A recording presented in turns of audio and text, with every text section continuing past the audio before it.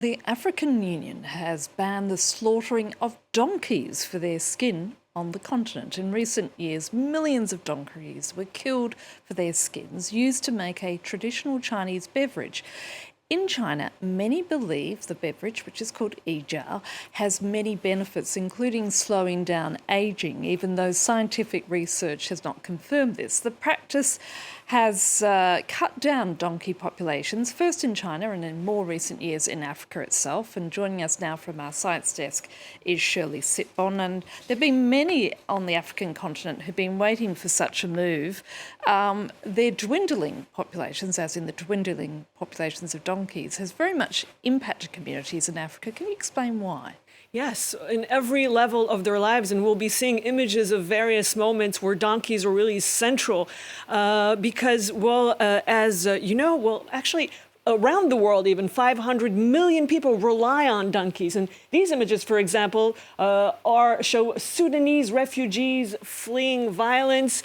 And donkeys are essential to move, to carry one's belongings, the most essential things, children, etc., water. And we can see, as we go along, other images of, yes, this also, like, for example, children. Many children go to school because they're donkeys. Otherwise, it would be too far away. They would not get their education. Also, many women can work thanks to the help of donkeys. Otherwise, they'll be stranded and wouldn't be able to do everything that they do in their communities. These images are from Morocco. There was an earthquake. Cars and trucks couldn't arrive to stranded areas, and donkeys could. So they brought essential aid, allowing people to survive. So yes, this is a very central. Also, of course, when people work, they have this quality of being able to carry very heavy loads, and they help people. They have farmers who don't have trucks and tractors and everything the way other people do. And having a donkey in some African communities allows to multiply one's income by 3. So it really changes people's lives entirely. And that's why the African Union decision, which was announced yesterday, was taken on Sunday. It makes a huge difference. Those NGOs who think and who say that donkeys are so central for life in African communities, they say it's historic.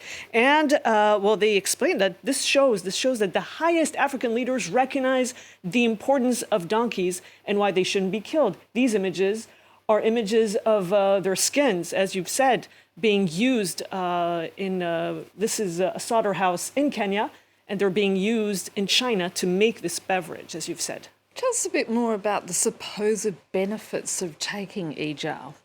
Yes, well, you've said so. For example, none of them have been proven, but for example, slowing down aging.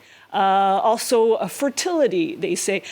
Many things, and it has changed as we go along. For many centuries, old Chinese medical books have been saying that this has special qualities, but this has never been confirmed by modern studies. As you've seen, this it's just increasingly popular because it was on television. It was a soap opera. These images from Chinese television explaining how it's being made out of skins. But it was recently in a soap opera, and it made it more known, better known, and more popular because more than a decade ago, Chinese people did not buy this product, did not consume it.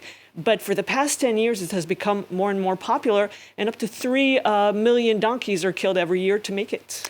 And specialists are pointing to another problem, aren't they, Shirley, with the export of the smuggling of skins, which they believe they could spread diseases. Is that right? Yes, they've already discovered, while examining some samples in Kenya, they've discovered diseases in those skins. For example, the African horse sickness, MRSA. And this means that this could be a vector, this type of transaction could be a vector across the world of these new diseases that exist in some areas, but will be transported to other continents, other countries. It's extremely dangerous. And as figures go up, and even as this is being banned, well, it needs to be enforced because some countries had already banned the killing of these donkeys for their skins and the smuggling, and yet it goes on and continues in those countries. So it needs to be enforced. A ban is a first important move, but then it needs to be enforced because there's no regulation around this, which makes it even more difficult. And these last images showing farmers because many donkeys have been stolen. This is just skyrocketing across African communities, and people are just desperate trying to find donkeys. Many have been stolen and killed. It's a problem, and many hope that this decision will turn everything around and bring new security. Shirli Sitbon, thank you.